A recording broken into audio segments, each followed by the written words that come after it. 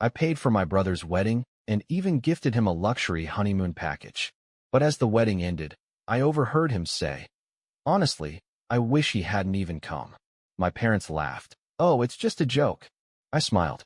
But when my brother arrived at the airport the next day, he discovered his luxury suite had been changed to a destination he'd never forget. My name is Ethan Carter. I'm 33, and I work as a financial analyst in New York. Good money, long hours, constant pressure. My job pays well enough that I can afford the occasional luxury, not for myself, but for my family. Especially for my younger brother, Daniel. I love that kid. Or at least, I thought I did. I practically raised him. Our parents weren't bad people, just detached. Dad was always working, and Mom lived in her own little world where Daniel could do no wrong. So I stepped in. I bought him his first gaming console when our parents said it was a waste of money. I covered his college tuition so he wouldn't be buried in debt. When he wrecked his car at 22, I got him a new one because he needed it for work. And when he and his fiancée, Emily, started planning their dream wedding, I didn't hesitate. I covered the entire thing: venue, catering, flowers, live music, everything. And as a wedding gift, I booked them a week-long honeymoon in the Maldives, complete with a private villa, first-class flights, and a personal butler. Because that's what big brothers do, right? I was exhausted after months of working extra hours to make it all happen, but seeing Daniel happy made it worth it. At least, I thought it did. Until the end of the wedding. It happened by accident. The reception was winding down. Guests were leaving, and I stepped outside to get some air. That's when I heard Daniel's voice from the other side of the patio. "Honestly, I wish he hadn't even come." I froze. Then Emily laughed. "Oh, come on. Don't be mean." "I'm serious," Daniel said. "He just throws money around like it makes him part of the family. It's embarrassing." Mom's voice chimed in. "Oh, sweetheart, don't be cruel. He just wants to feel important. You know how he is." Dad chuckled. "Well, at least he's useful for something." And then they all laughed. I felt like I'd been punched in the gut. I wanted to step out and confront them, but I couldn't move. It wasn't just what Daniel had said. It was how casual it was. Like this wasn't new. Like they'd been saying things like this for years. Maybe they had. A memory flashed in my mind. Daniel at 16, playing a brand new Xbox I'd saved up for months to buy him. "This is the wrong one," he'd said, frowning at the box. "Jake's got the elite version. You should have asked me first." Another one. Him at 20, taking the keys to the car I'd bought after he totaled his first one. "At least it's not a Prius," he'd muttered, already texting someone about it. And another. Him at 25, drunk at a family dinner, laughing with our cousins. "Ethan's great, man. He's like a rich uncle who doesn't have kids. Just throw money at him, and he'll buy you whatever you want." I had laughed along with them back then. Told myself he didn't mean it, that it was just a joke. But standing there, outside his wedding, hearing them all laugh at me like I was some pathetic, desperate fool, it hit different. I should have walked away, should have let it go. But I didn't. Because Daniel and Emily were getting on a plane tomorrow morning. And the honeymoon I had gifted them? That was something I could still change. And trust me, I did. I don't know how long I stood outside, gripping the doorway like it was the only thing holding me up. Their laughter still rang in my ears, their words looping over and over in my head. "Honestly, I wish he hadn't even come. He just wants to feel important. At least he's useful for something." The worst part? No one disagreed. I swallowed the lump in my throat and forced my feet to move. I couldn't stand outside like a fool forever. I had to go back in, had to smile, had to play my role one last time. Inside, the reception was still in full swing. People danced, drank, laughed. The band played some upbeat pop song that a group of bridesmaids was singing along to. It was as if the air outside hadn't just been filled with the sound of my family mocking me. And then I saw him, Daniel, the golden child, my baby brother, the one I had spent my whole life looking out for. The second his eyes landed on me, his whole face lit up. "Ethan, there you are, man." He strode over and threw an arm around my shoulder, reeking of expensive whiskey and celebration. "Dude, I was just telling Emily, you are the best brother ever. Seriously, man, I don't know what I'd do without you." His grin was wide, his eyes glassy from the alcohol, but his words were smooth, practiced, like he had said them a million times before. And maybe he had, every time he needed something. "Bro, you gotta help me." Just a couple months, I swear. You're the best, man. Seriously. But this time, it didn't land the same way. Because now I knew the truth. I forced a smile. Of course, man. Anything for you. I almost choked on the words. See? That's why I tell people I've got the best brother in the world. Daniel laughed, his grip on my shoulder tightening as he turned to Emily. Isn't he the best, babe? Emily smiled, too, but I noticed how she avoided my eyes. Maybe she felt guilty. Maybe she didn't care. It didn't matter. I just needed to get through the night. I let Daniel gush about how grateful he was. I let him toast to me in front of his friends. I let our parents smile at me like I was fulfilling my role perfectly. But inside, something was shifting. For the first time, I didn't feel like his brother. I felt like a fool. That night, I lay in bed, staring at the ceiling. Honestly, I wish he hadn't even come. I turned onto my side, eyes burning. He just throws money around like it makes him part of the family. I clenched my fists under the blankets. At least he's useful for something. I forced myself to sit up. My pulse pounded in my ears. Enough. I reached for my phone. I opened our family group chat, scrolling through years of messages.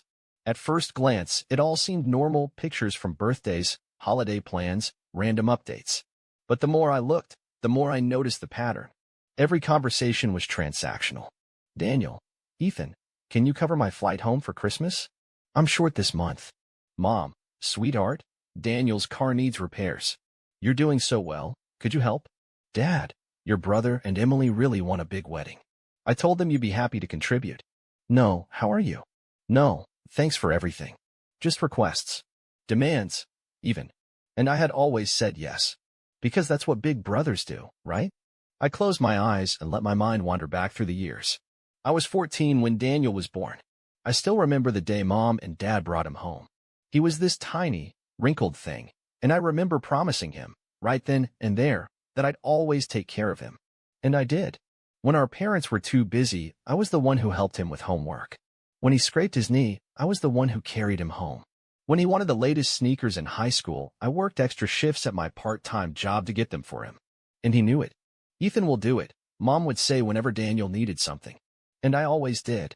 Even when he started taking it for granted. Like the time he wrecked his first car. He had been reckless, speeding on a rainy night. The insurance payout barely covered the damage, and he called me in a panic. Bro, you gotta help me. I can't ask Mom and Dad. Dad will kill me. So I bought him another car. A used one, but still reliable. His response? At least it's not a Prius. I should have been angry. But I laughed it off, convinced myself he was just embarrassed, that he appreciated it deep down. Then there was the time he needed money for an apartment deposit. Dude, I swear I'll pay you back. Just a couple months, I promise. That was 4 years ago. I never saw a dime. I let it slide. Because that's what big brothers do. But the wedding? That was supposed to be different. This wasn't some last-minute favor. This was me giving him the wedding of his dreams, something he and Emily wouldn't have been able to afford on their own. I had worked extra hours. I had turned down vacations.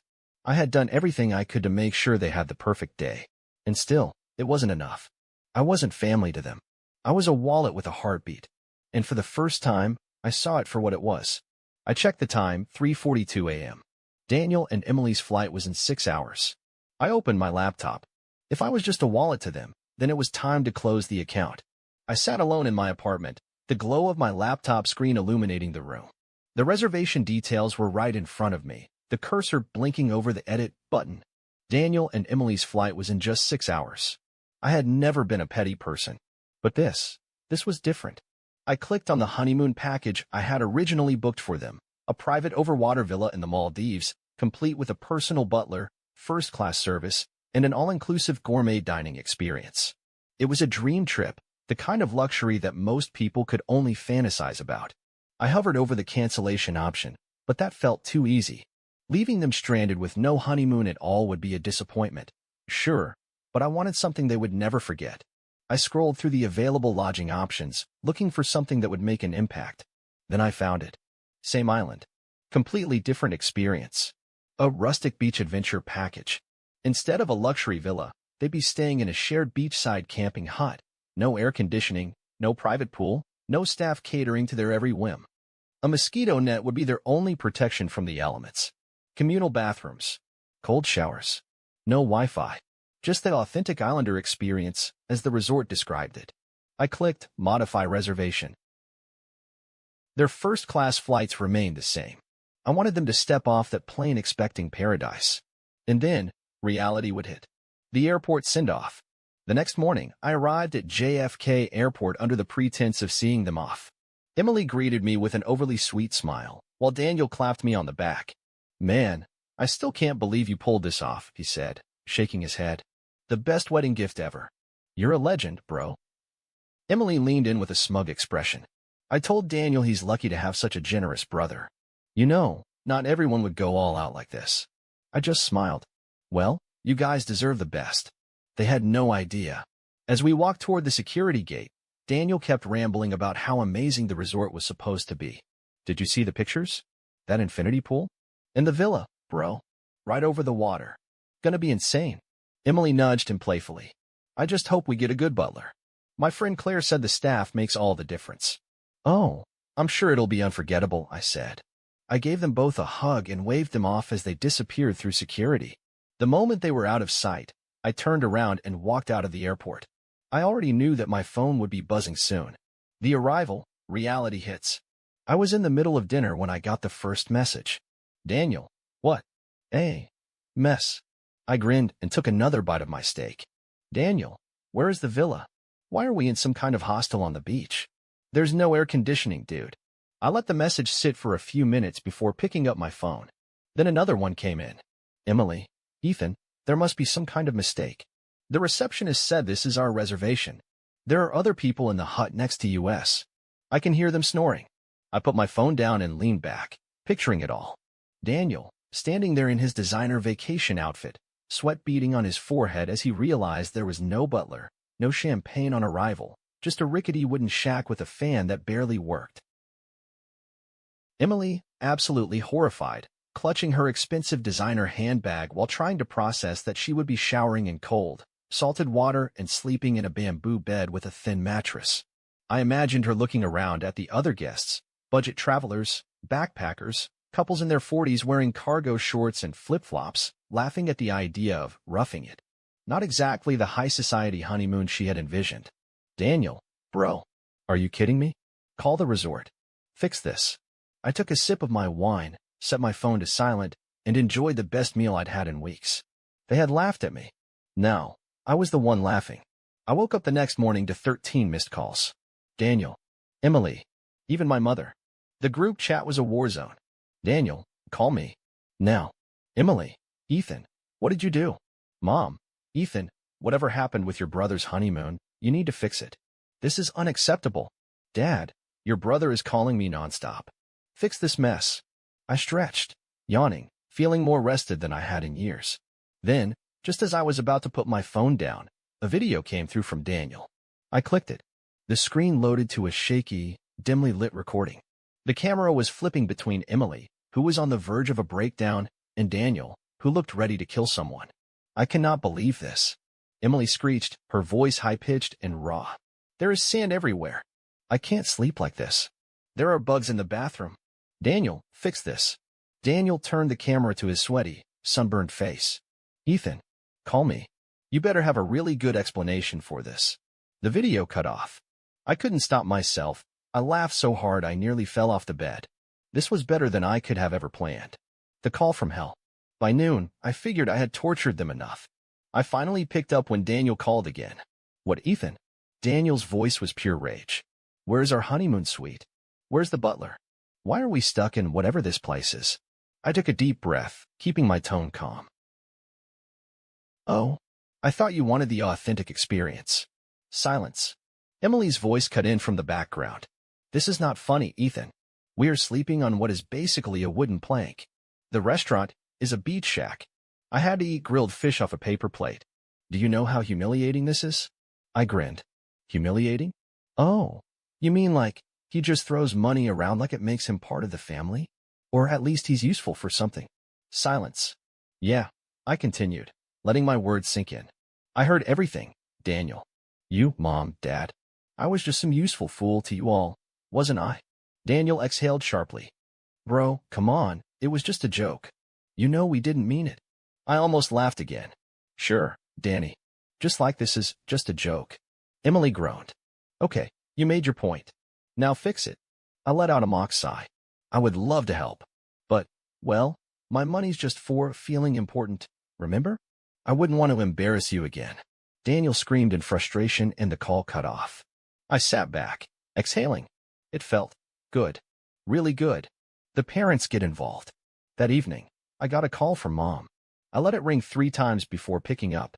Ethan, she started in that clipped, scolding voice she always used when I wasn't doing what she wanted. I don't know what kind of stunt you pulled, but your brother and Emily are devastated. Do you have any idea how much stress you've caused? I leaned back. More or less than being mocked at his wedding after paying for everything? Mom sighed like I was the one being difficult. It was just a misunderstanding, sweetheart. You took it too personally. I clenched my jaw. There it was. The same gaslighting. The same excuse-making. The same Ethan, you're overreacting nonsense they've been feeding me for years. I'm done, Mom, I said flatly. Daniel is learning what it feels like to be taken for granted. Consider it a lesson. She huffed. So that's it? You're just going to let your brother and his wife suffer? I snorted. Suffer? You mean staying at a fully functional beachside resort on a tropical island? Sounds like a dream, Mom. Ethan, she snapped. We raised you better than this. I finally let the mask drop. No, Mom. You raised me to be your family's personal ATM. And I'm finally closing the bank. I ended the call before she could respond. Daniel's last-ditch effort. 2 days later, I got another call. Daniel. I debated ignoring it, but curiosity got the best of me. Ethan, his voice was strained. Defeated. Look, man, you win. Okay? I raised an eyebrow. Do I? He sighed. I shouldn't have said those things at the wedding. We shouldn't have laughed at you. I messed up. I get it now. I waited, letting the silence stretch. Then he cleared his throat awkwardly. So, can you at least help us move to a better place? I'll pay you back, bro, I swear. I smirked. Like how you were supposed to pay me back for your college tuition. Your car? The apartment deposit. Daniel didn't answer. I leaned forward. Here's the deal, Danny. You figure this out yourself. If you want luxury, pay for it yourself. Otherwise, enjoy your authentic island experience. Ethan, come on, he shouted. But I was already hanging up. Aftermath. The breaking point. Daniel and Emily finished their honeymoon exactly where they started, on that beach, swatting mosquitoes, eating cheap grilled fish, and seething with rage. By the time they got back, I had already blocked Daniel, Emily, and even my parents on social media.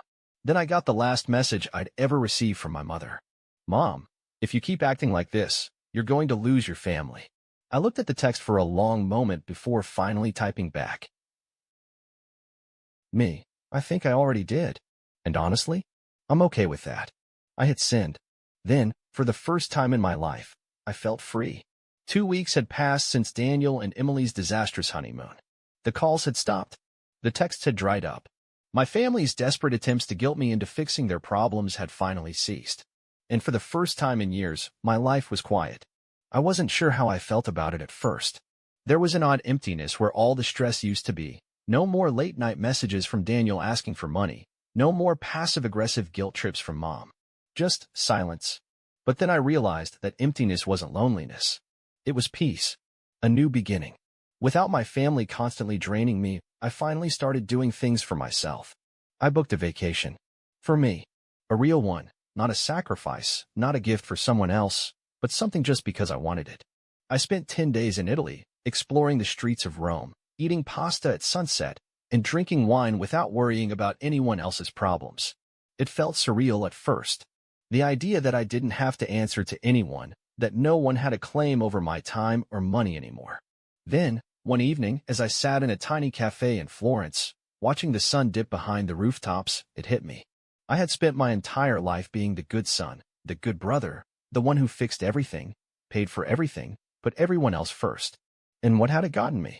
Disrespect, manipulation, betrayal. Now, I was free. Daniel's last attempt. I hadn't heard from Daniel since our last call. But one afternoon, as I was going through my emails at work, his name popped up on my phone. I stared at it for a long moment. Then, against my better judgment, I answered. Ethan. Daniel's voice was hesitant. He sounded different. What do you want? I asked, keeping my tone neutral. He exhaled. Look, man, I know I screwed up. I didn't say anything. I wasn't going to make this easy for him. I was terrible, he continued. Emily too. And, Mom, Dad. I get it now. I raised an eyebrow. Do you? He let out a bitter laugh. Yeah, I do. Because ever since you cut us off, I finally see how much you actually did for us. I leaned back in my chair. Must be hard when your walking ATM isn't available anymore, huh? Daniel sighed. I deserve that. I waited. After a long pause, his voice softened. I miss my brother. I felt something tighten in my chest. It was the first real, genuine thing I'd heard from him in years. For a moment, I almost caved. Almost told him that I missed him too. But then I remembered everything. The wedding. The laughter behind my back. The years of being used. And I realized, I didn't know him anything. I took a deep breath. Daniel, I don't know if we'll ever be okay again. Silence. But if you really get it now, then prove it. Not with words. With actions. Daniel swallowed hard. Yeah. Okay. I hung up. I didn't block his number. But I didn't reach out either. Some bridges weren't meant to be rebuilt. Final closure. A few weeks later, I got a message from an unknown number. Emily. It was short. Cold. Congrats. You got what you wanted. Hope you're happy. I stared at it for a moment before deleting it. I did get what I wanted. Peace. And for the first time in my life, I was truly happy.